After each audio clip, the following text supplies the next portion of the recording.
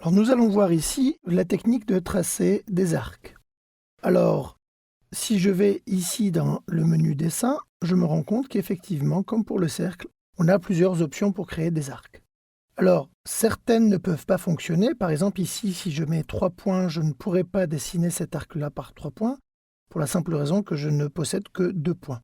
Donc à chaque fois que vous allez vouloir dessiner un arc, il faut vraiment voir les éléments que vous avez. Alors moi, dans ce cas précis, si je veux dessiner le tracé d'ouverture de ma porte, j'ai la distance d'ouverture ici, donc la taille ou la dimension de ma porte qui est de 90. J'ai le point ici de fermeture et puis le point qui se trouve à ce niveau-là. J'ai aussi le centre de mon arc qui se trouve au niveau des gonds, donc à ce niveau-là. Pour faire mon dessin ou pour faire mon arc, je dois aller vérifier la première option disponible qui me permet de faire mon arc. Départ, centre et fin. Prenons celle-ci. Alors, imaginons que je décide que mon point de départ se trouve à ce niveau-là. Je vais cliquer ici comme premier point de départ. AutoCAD me demande de spécifier le centre de l'arc.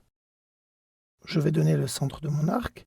Et là, vous voyez que l'arc est bien dessiné, mais dans l'autre sens.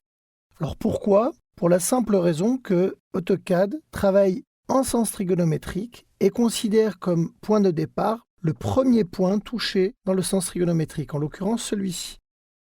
Donc je vais supprimer cet arc-là, reprendre mon tracé, et le premier point qui m'est demandé de l'arc est bien le point qui se trouve en haut et non pas celui qui se trouve en bas. Le centre reste le même, et là je vais pouvoir refermer et avoir mon arc.